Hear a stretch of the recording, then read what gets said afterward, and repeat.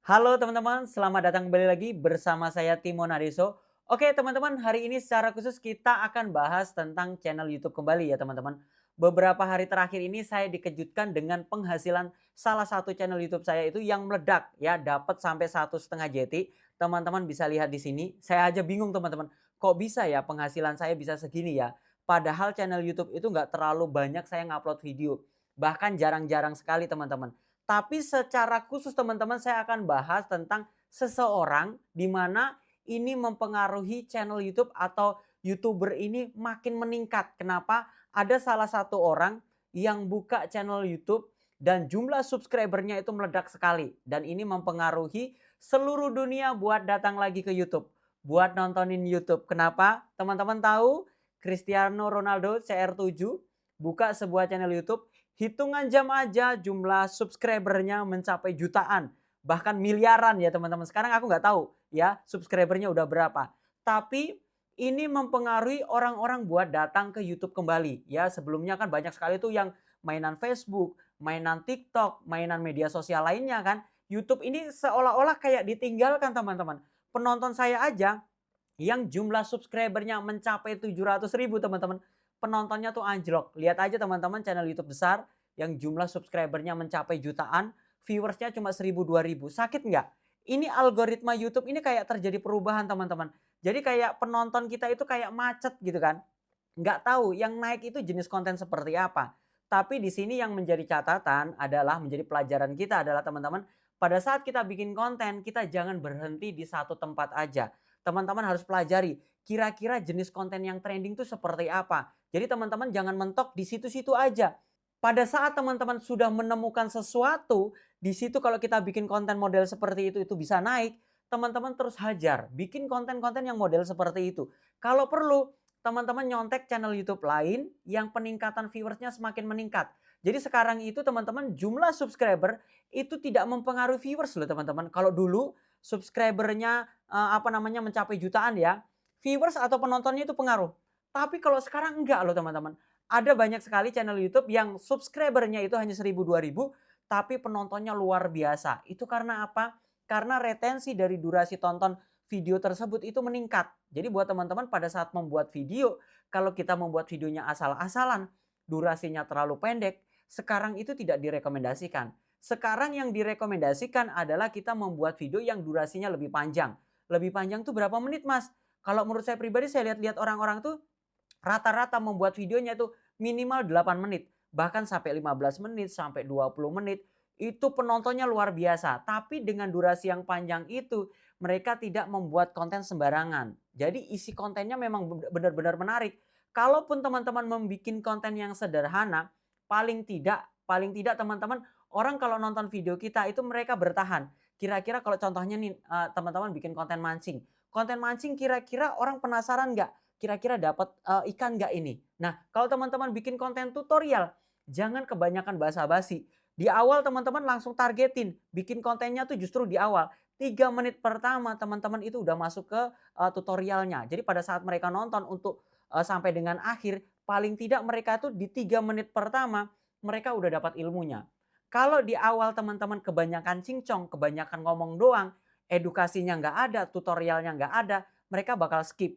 Jadi pada saat sekarang ini, teman-teman jujur, pada saat saya ngetikkan sebuah kata kunci cara membuat channel YouTube, biasanya kan orang-orang kalau dulu, membuka channel YouTube atau video yang durasinya tuh panjang-panjang ya kan, yang sampai 5 menit, 10 menit. Kalau sekarang saya enggak, saya cari video yang durasinya paling pendek.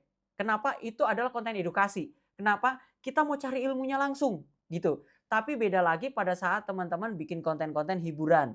Konten-konten yang sekiranya itu menarik perhatian orang, kalau durasinya terlalu pendek, retensinya kan pendek. Tapi kalau kita bikin konten hiburan dan itu menarik, retensinya bisa tinggi, itu semakin direkomendasikan. Lalu pertanyaannya, Mas, kalau kita main upload video, kira-kira video kita bisa naik lagi enggak? Karena di sini teman-teman banyak sekali yang tanya ke saya, kalau sistem upload video itu kan udah dulu sering digembar-gemborin ya, dan itu berhasil. Banyak viewers atau penonton dari video mereka tuh naik-naik ya kan.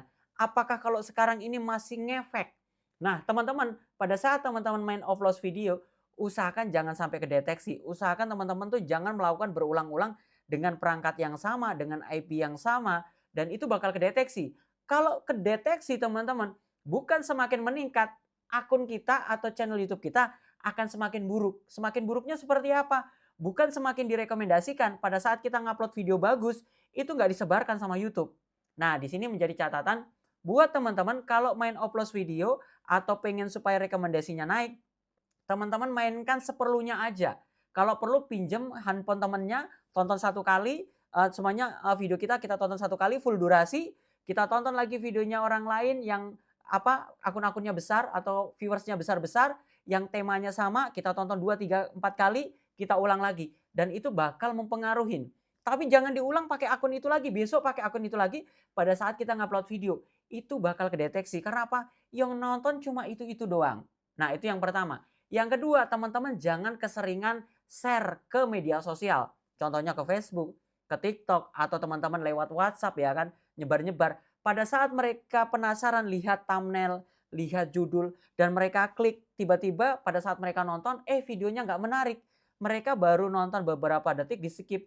Ini video kita bukan semakin direkomendasikan sama YouTube, itu semakin hancur, itu akan semakin anjlok. Dan ini buat teman-teman, saran saya, jangan suka share-share. Nah, ini kita akan bahas tentang game konten saya yang lagi naik ya, konten game. Konten game ini adalah konten Mobile Legend. Nah, buat teman-teman yang suka main Mobile Legend, sebenarnya kita pada saat pembuatan konten itu ada 2 jenis. Pertama ini teman-teman bisa mainan hero atau Mobile Legend itu satu hero kita bikin berulang-ulang dengan cara membuat tutorial atau teman-teman membuat pertandingan-pertandingan yang menarik atau dengan ucapan-ucapan yang menarik, itu kita bikin konten sendiri. Itu yang pertama dan ini aman untuk dimonetisasi. Yang kedua, teman-teman bisa merekam layar pada saat terjadi ada momen event game atau pertandingan untuk Mobile Legends apa ya? Coba teman-teman sampaikan di kolom komentar. Saya pada saat membuat video ini kok ngeblank ya. Karena di Mobile Legends ini ada pertandingan teman-teman, MCL kalau nggak salah ya. Nah, di situ kan pertandingan itu kita bisa melakukan rekam layar teman-teman. Rekam layar, teman-teman bisa melakukan reaction pertama. Kita tidak melakukan reaction bisa, tapi diedit-edit kita upload ke YouTube dan itu teman-teman potensinya besar sekali. Karena apa? Mereka-mereka yang nonton acara tersebut biasanya penasaran buat nonton ulang dan itu viewersnya bisa meledak. Tapi ini nggak bertahan lama. Biasanya bertahan 1-2 hari. Tapi lumayan teman-teman. Kalau teman-teman bisa dapat viewers besar, penonton besar, penghasilan kita bisa besar. Tapi dengan catatan, nanti kalau usianya udah 1 bulan atau usia videonya itu udah lebih dari 1 bulan, teman-teman saran saya dihapusin. Jadi video-video kita yang pakai rekam layar pertandingan tersebut dihapusin semua, seret ya kan. Nanti kita upload lagi dan itu aman teman-teman. Dan itu saya dulu pernah melakukan itu, kena dismount ya kan teman-teman, kena dismount karena apa?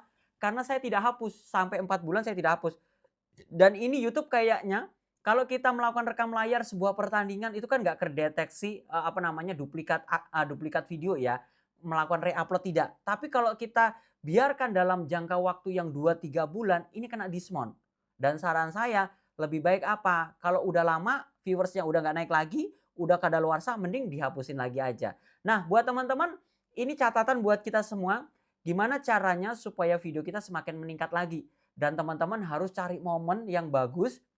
Contohnya kayak Cristiano Ronaldo, ini kan lagi masuk di YouTube. Coba teman-teman bikin video membahas tentang Cristiano Ronaldo. Teman-teman menggunakan aplikasi CapCut, pakai efek-efek lain sebagainya, itu bisa kita lakukan.